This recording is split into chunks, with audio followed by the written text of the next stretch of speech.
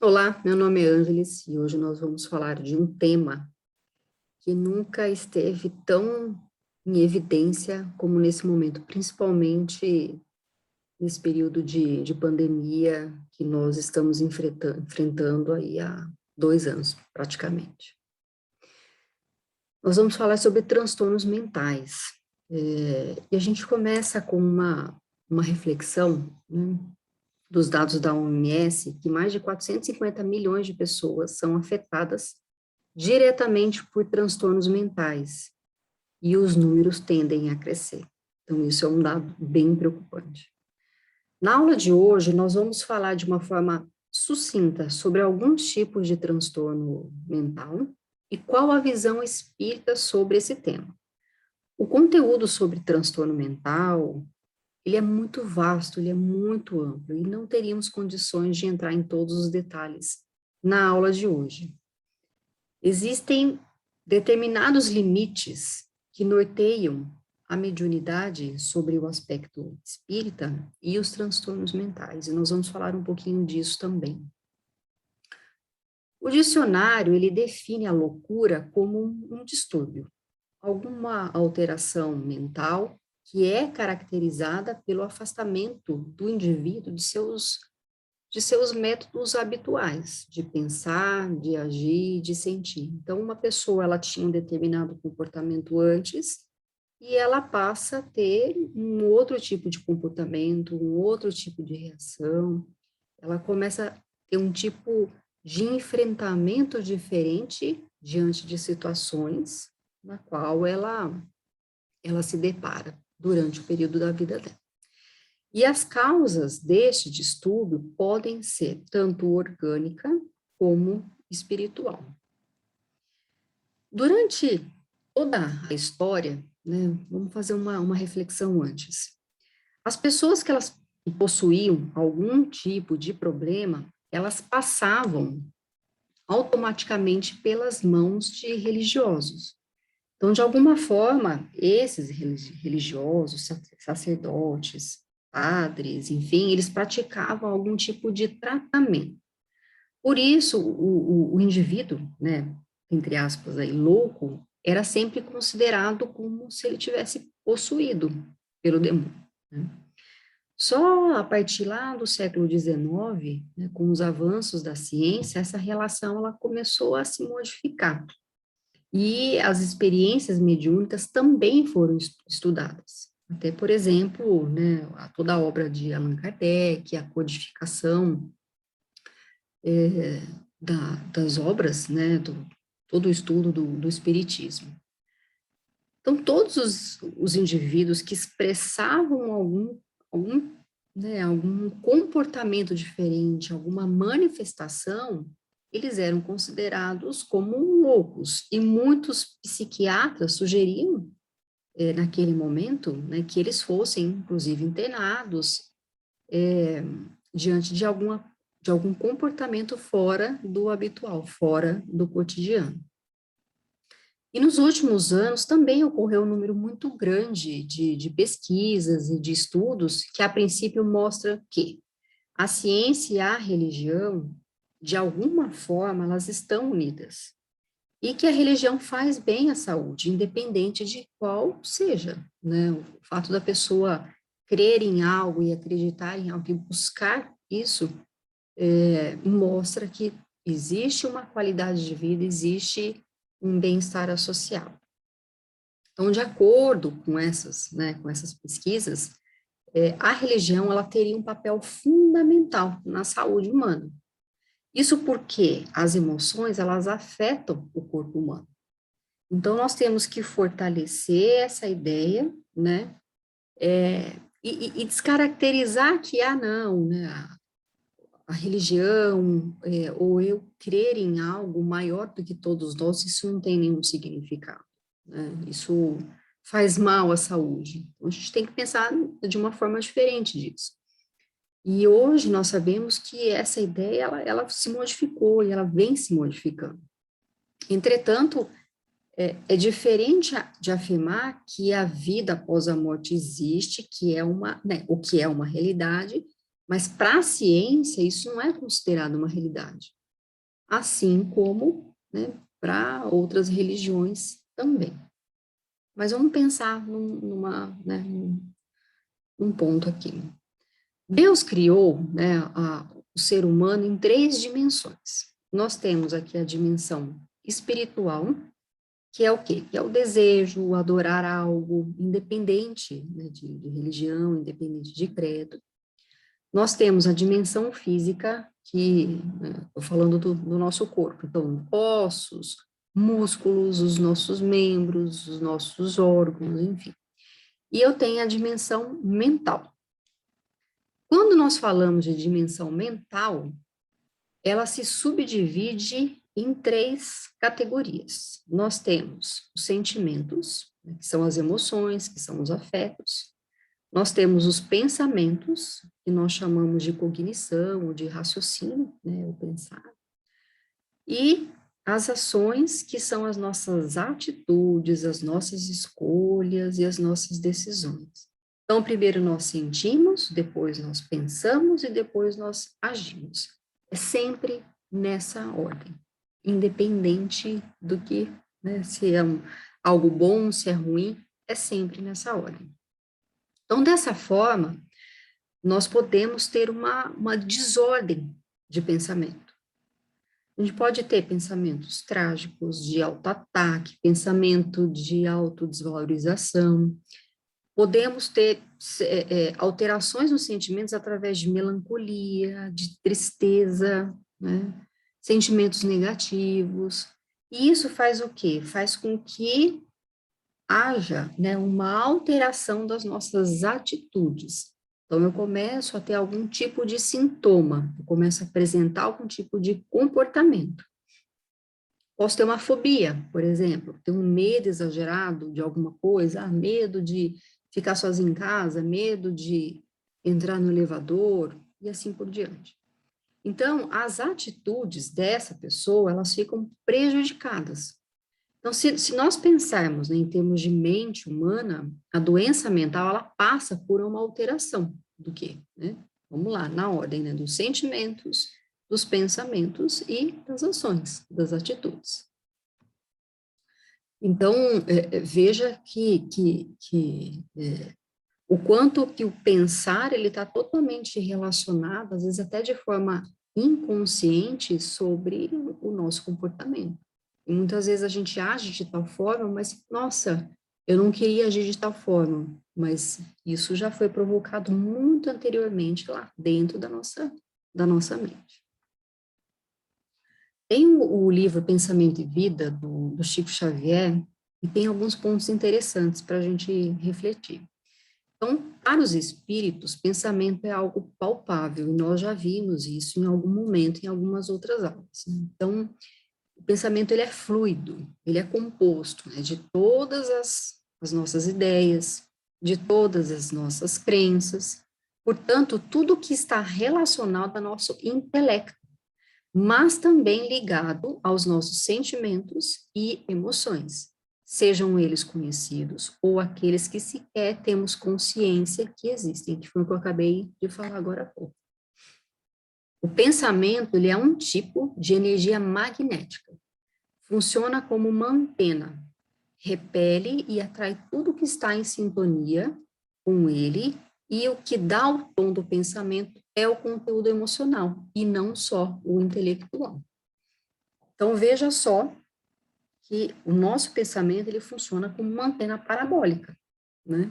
Como se fosse aí uma sintonia de um rádio. Então, a qualidade do meu pensamento, né? Ela vai emitir ondas magnéticas e ela vai se conectar com frequências semelhantes à minha naquele momento. Funciona dessa forma.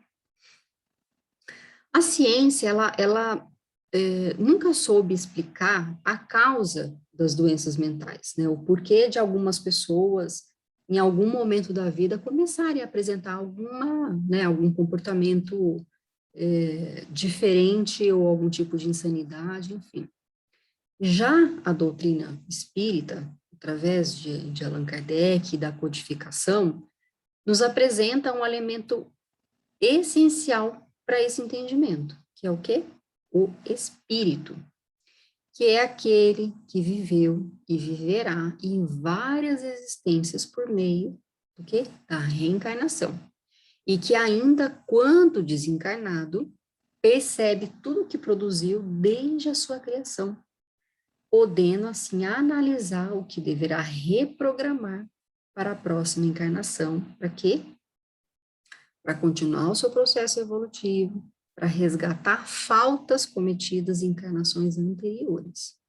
Então, o espírito, ele carrega esse DNA, né? Ele carrega toda essa bagagem, toda essa história, todas as vivências de vidas anteriores. Então, nesse momento, nós temos traços de vidas passadas, que de alguma forma elas estão apresentando, né, de forma consciente ou de forma inconsciente nos nossos comportamentos hoje, na forma como a gente vê a vida, na forma como a gente encara as dificuldades, na forma como a gente encara os nossos problemas.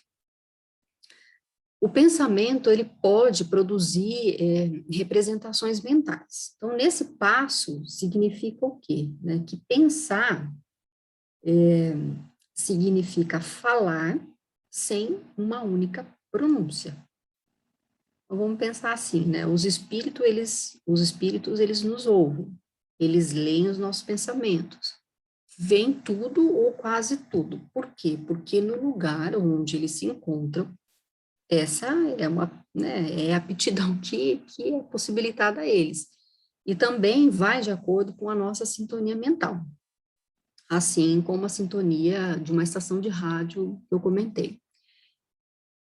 E a influência espiritual, ela é bem maior que nosso bolso, né, do que a gente imagina.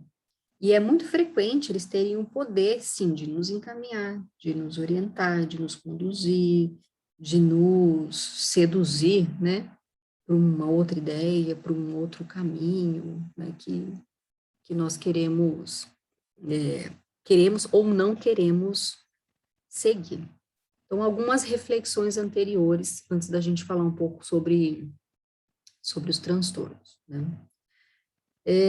Então, vamos só entender, né? O que é um transtorno mental? Então, um transtorno, ele é uma disfunção psicológica que ocorre no indivíduo. E está associado a alguma angústia, alguma diminuição da capacidade, e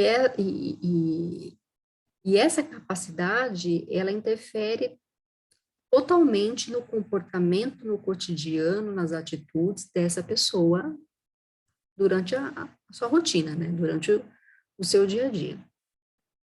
Então, a disfunção psicológica refere-se a uma interrupção do funcionamento cognitivo, sim, existe, né, uma interrupção, mas também do funcionamento emocional ou do funcionamento comportamental.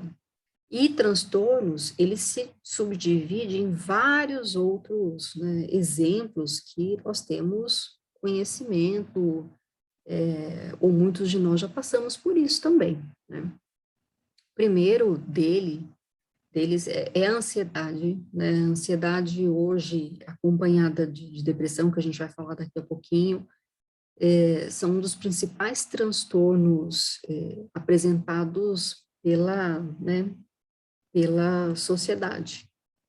E ela vai se tornar um dos sintomas, ou a depressão, uma das doenças mais comuns daqui 10, 15 anos, para a gente ter uma ideia. Então, a ansiedade, o que que é? Né? É um grande mal-estar físico e psíquico. É uma aflição, uma agonia, uma falta de tranquilidade, é um desejo veemente e impaciente por algo, né? Muitas vezes algo desconhecido, algo que eu nem sei por que eu estou me sentindo ansioso, ou eu não sei qual que é o gatilho que me deixa ansioso, né? Eu não sei exatamente qual que é a situação e assim por diante. Existem vários estudos a respeito disso, né? Através da psicologia, através da psicanálise. Não é o foco da nossa aula aqui, né? Mas eu achei alguns trechos interessantes do livro Conflitos Existenciais, o Joana de Ângeles, que veja só para exemplificar. a questão da psicodinâmica da ansiedade. Quando na ausência da mãe, a criança chora, perturba-se, inquieta-se e transfere a insegurança para os outros períodos da existência. Algo faltou ali naquele momento, que não soube elaborar, que não soube denominar. E isso é transferido por, né, num futuro ou, né, não precisa ser lá na fase adulta, mas isso acompanha aí durante todo o desenvolvimento, mas em algum momento aquilo não foi elaborado. Então, isso volta através de sintomas de ansiedade. A ansiedade, ela representa a segurança que resulta de sentir-se a sós, num mundo hostil, em total desamparo, no qual nunca se está onde emocionalmente se encontra, desejando conseguir o que ainda não aconteceu. Então, é algo que eu nem sei, né? É algo que eu estou esperando que eu não sei, né? Eu não sei onde está, eu não sei em que momento aconteceu, eu não sei onde a minha emoção ela está conectada com isso. Então, é uma confusão, né? É um desequilíbrio emocional. Um outro exemplo aqui, olha só. No inconsciente do indivíduo inseguro, existe uma necessidade de autorrealização, que, não conseguida, favorece-lhe a fuga pela necessidade, normalmente produzindo-lhe o desgaste no sistema emocional, por efeito gerando estresse no comportamento.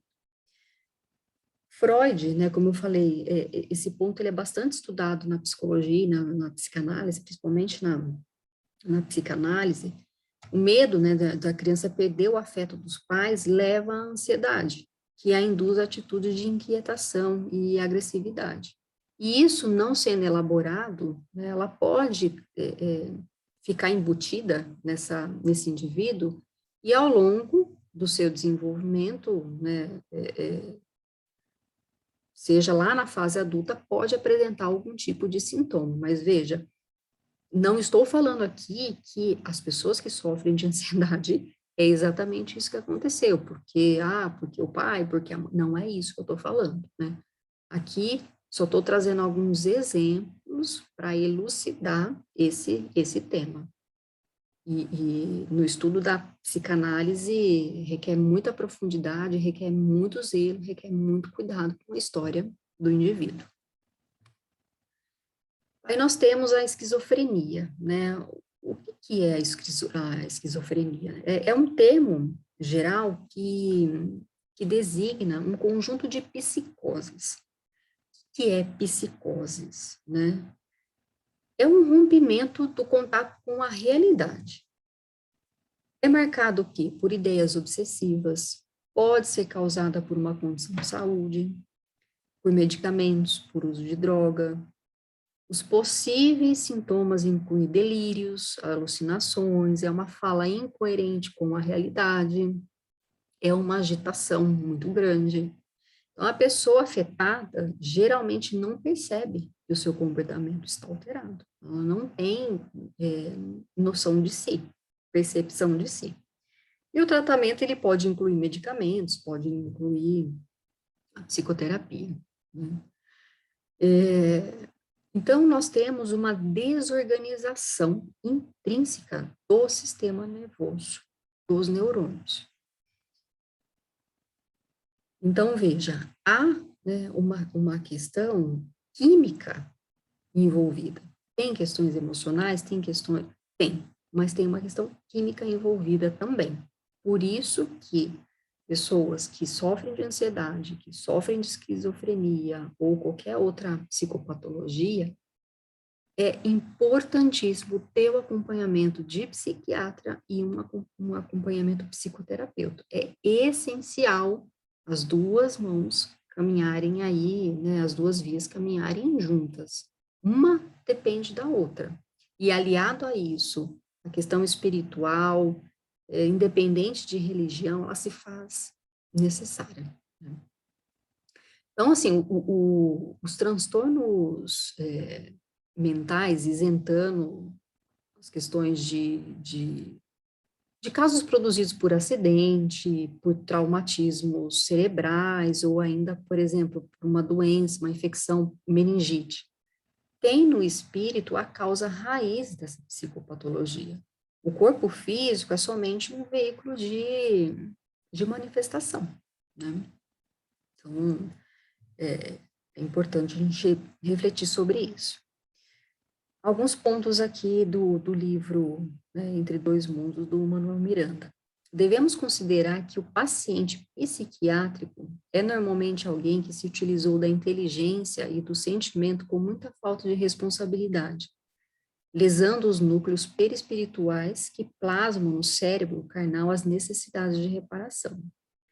E no livro Encontro com a Paz e a Saúde, o que fala sobre a esquizofrenia? Em qualquer hipótese, porém, em que seja examinado, o paciente esquizofrênico é um espírito que perdeu o endereço de si, carregado de culpas, que procura refugiar-se na alienação.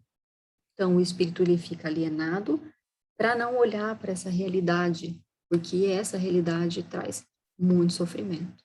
Então, veja o quanto que nós, né, não podemos de maneira nenhuma julgar, né, o nosso semelhante e sermos muito caridosos, né, para com essa pessoa, porque é um sofrimento muito, muito grande. Né. O Divaldo, ele nos esclarece que as psicopatologias, cuja gênese reside no espírito, elas possuem duas procedências, né? E veja só que interessante que isso confirma tudo que nós estamos falando. A primeira procedência, ele fala que é uma procedência endógena. Endógena, a gente falou agora há pouco aqui, ó, nas psicoses endógenas, tá? Isso é ciência, isso não é tirado de livro espírita, tá? Isso é conteúdo técnico. Então, aqui ele fala, ó, a procedência endógena, o espírito, ao iniciar o processo de reencarnação, imprime nos códigos genéticos as deficiências decorrentes da irresponsabilidade que se apresentarão no futuro, em momento próprio, como descompensação nervosa, carência ou excesso de neurotransmissores responsáveis pelos correspondentes transtornos psicológicos ou de outra natureza. É a lei de causa e efeito em ação. Então, aqui eu tenho uma questão química envolvida. Por isso, a necessidade de medicamento. E eu tenho uma outra procedência que é a exógena. Espíritos desencarnados adversários direcionam a mente do hospedeiro físico. Quem é o hospedeiro? Nós. Induções hipnóticas carregadas de pessimismo, de desconfiança, de inquietação, de mal-estar, que estabeleceram as matrizes das obsessões classificadas como, né, por Kardec como simples, obsessão, né, através de fascinação ou subjugação, que equivocadamente alguns chamam de possessão. Então, veja, né, o quanto o quão complexo é e como que ciência, religião, o espírito e toda essa bagagem, toda essa vivência ao longo dessas existências, né, elas traduzem o que nós somos hoje. Muitas vezes a gente não entende certas coisas pelas quais nós estamos passando, ou alguma pessoa que a gente gosta, né, algum familiar, mas veja que tudo aqui existe uma programação. É uma programação, vamos dizer, do resgate do que eu fiz hoje, através da causa e efeito. O tempo todo em ação. Né?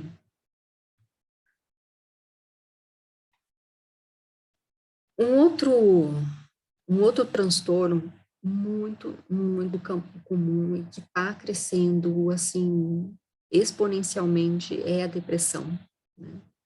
Em todas as idades, em todas as classes sociais, né?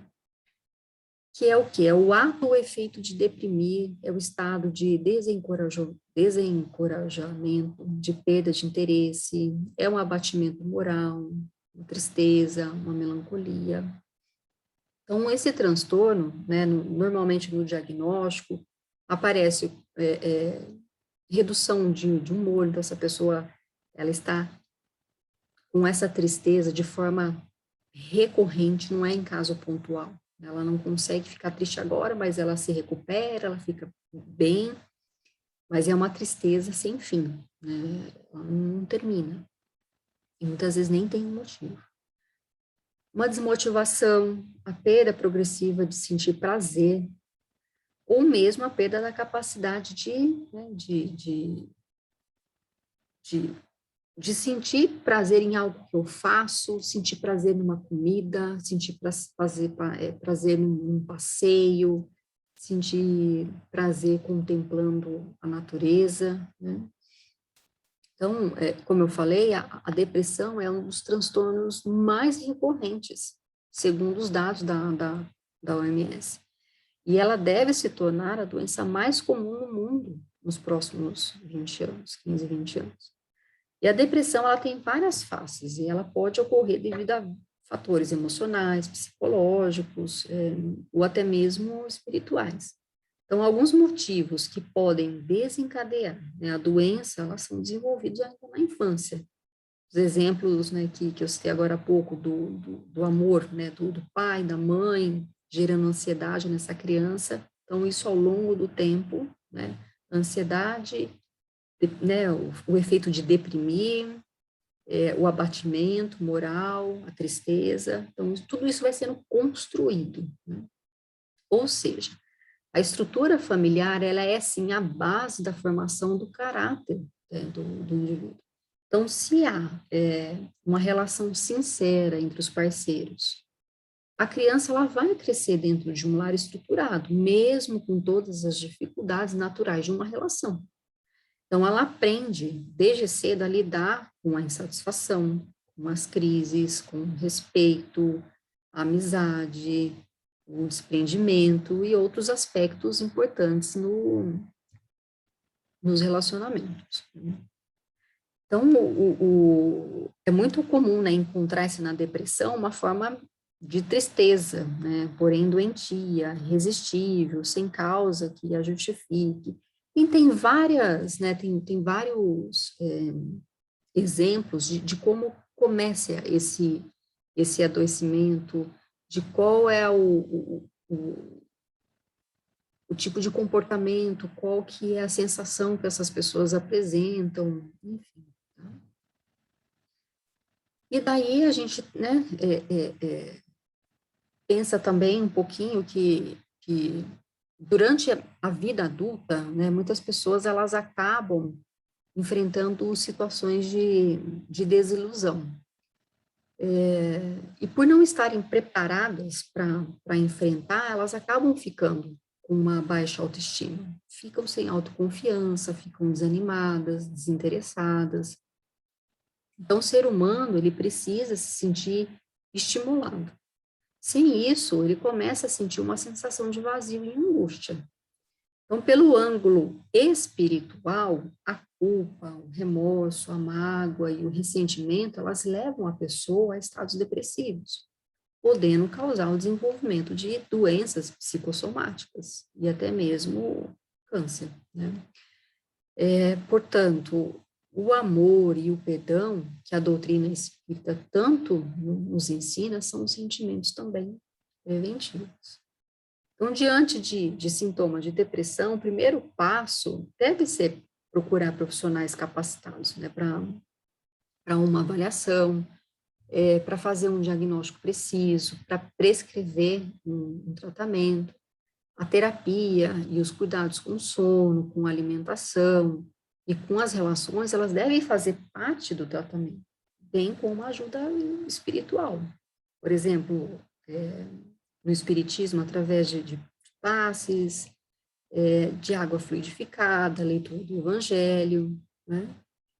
Assim como outras religiões tem outras práticas também. Então, o tratamento completo, ele engloba o biológico, o psicológico, o social e também o espiritual.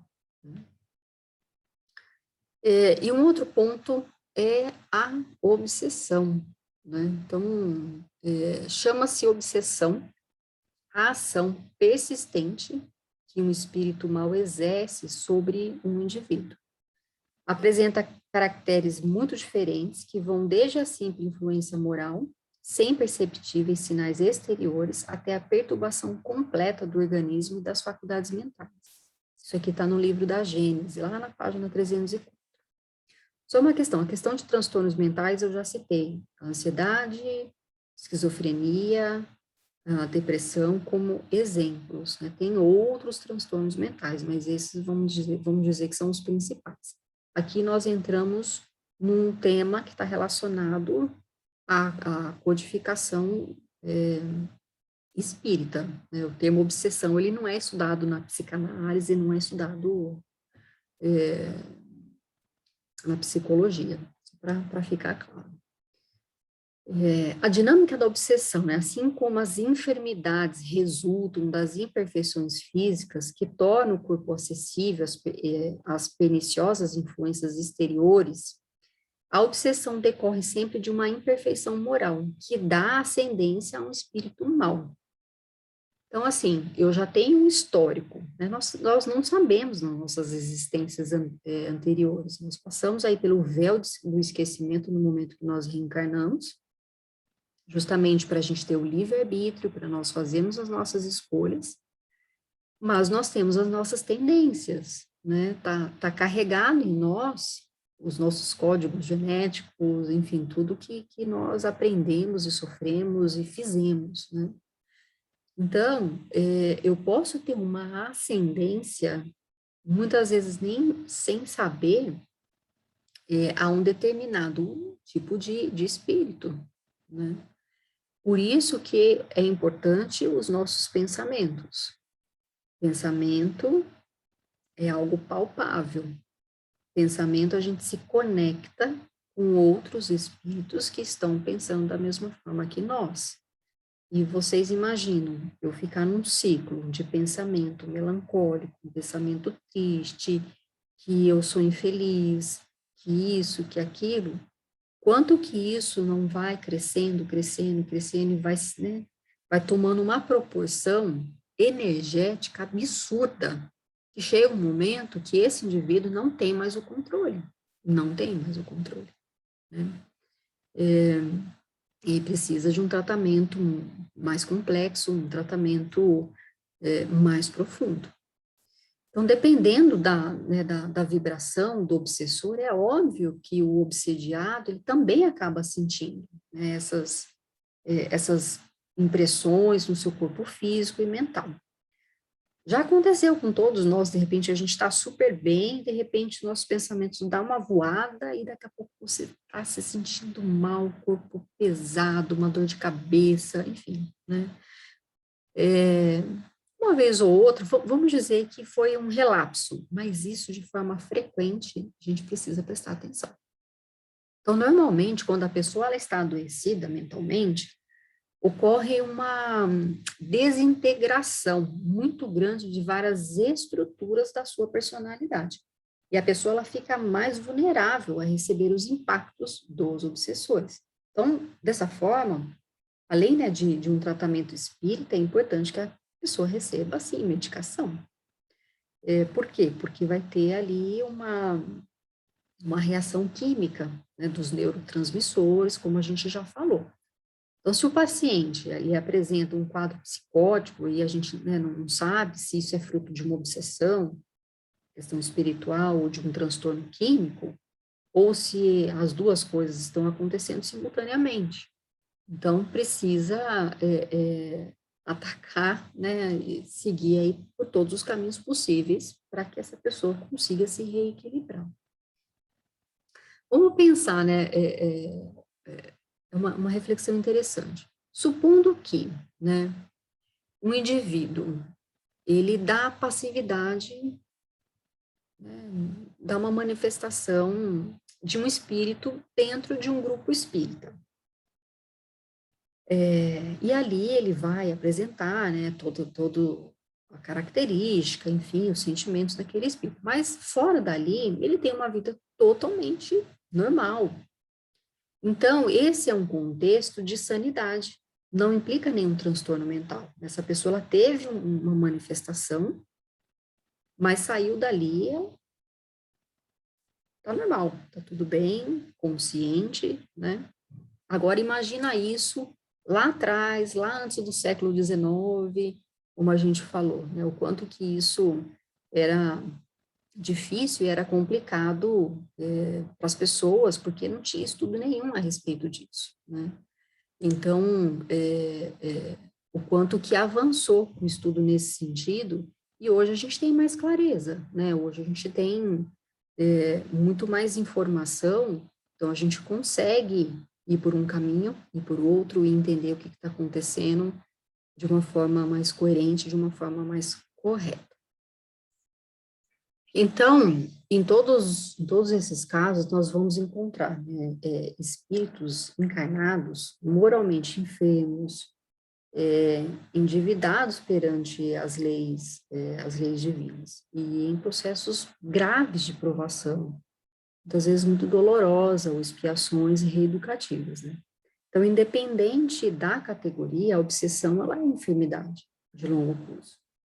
E ela exige um tratamento especializado e os resultados não se fazem sentir no curto prazo.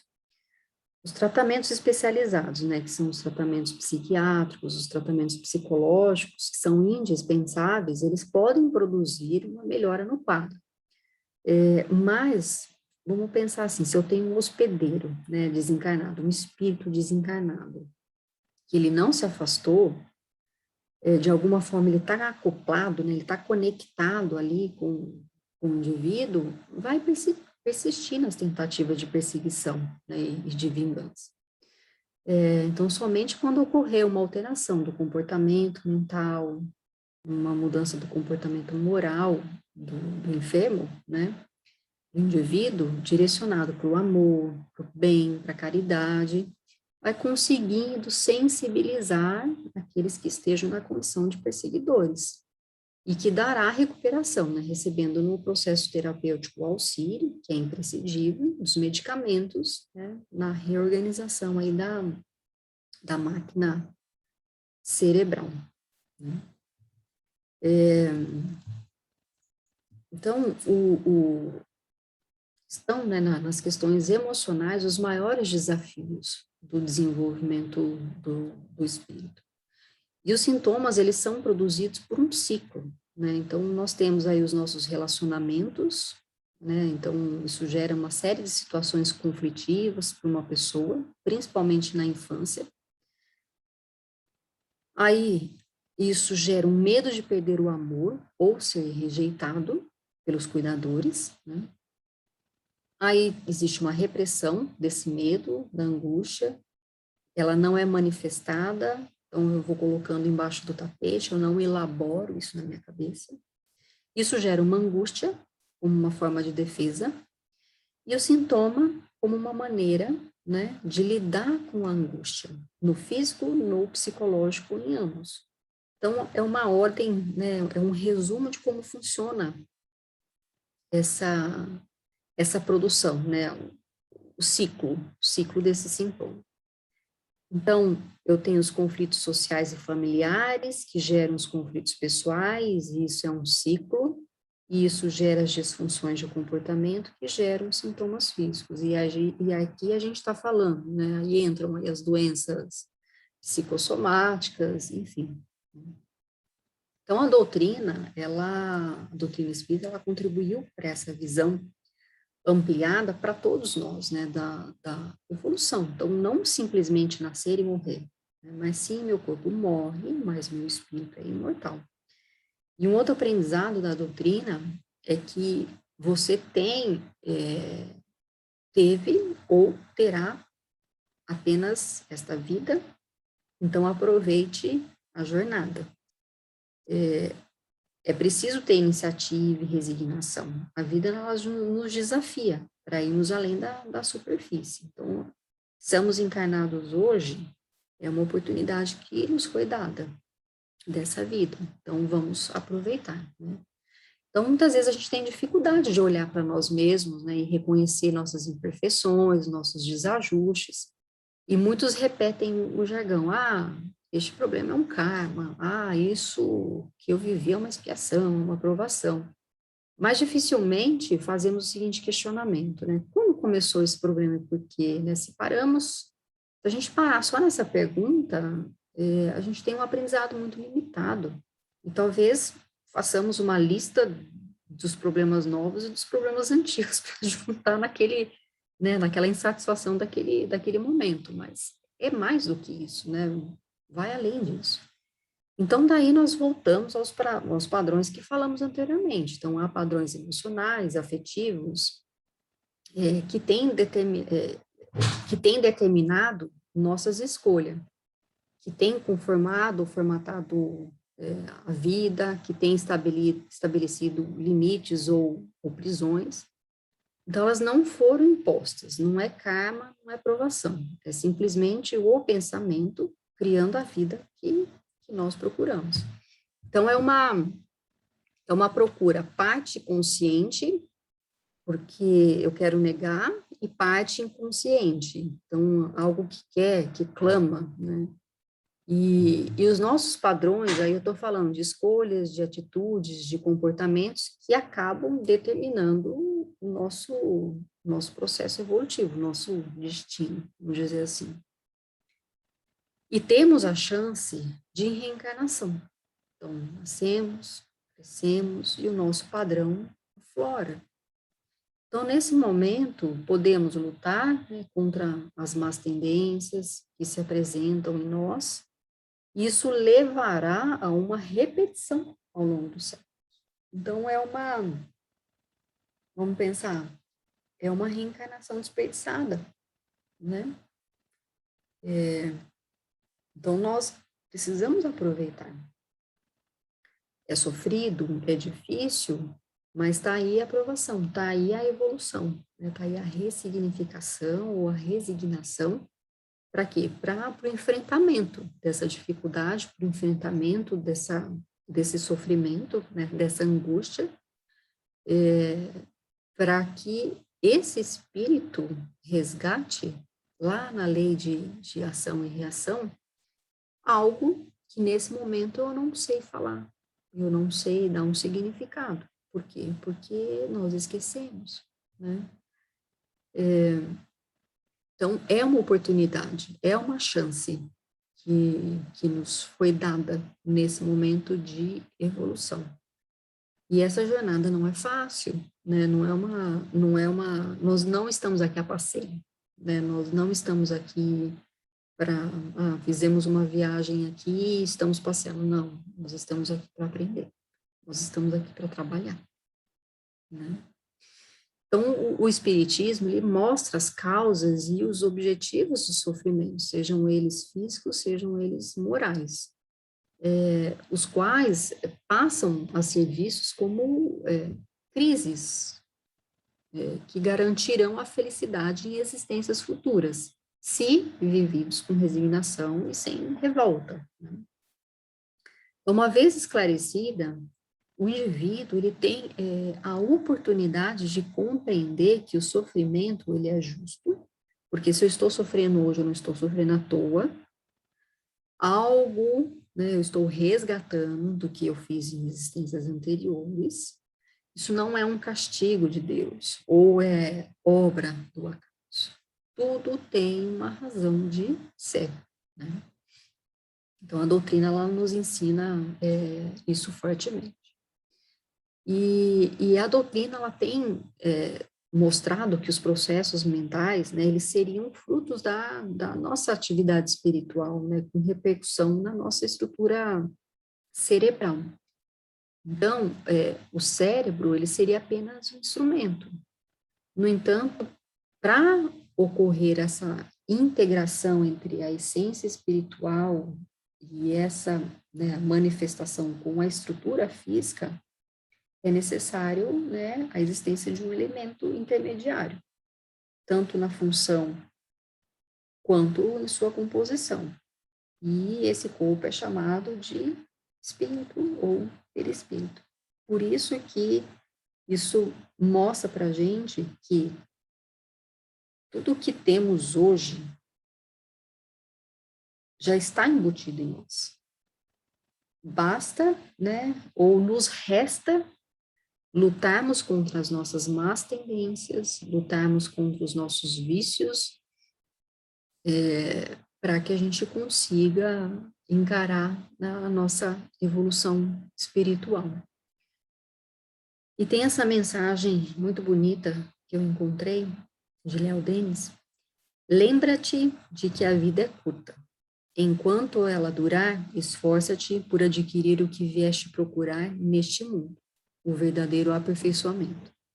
Possa teu ser espiritual daqui sair melhor e mais puro do que quando entrou.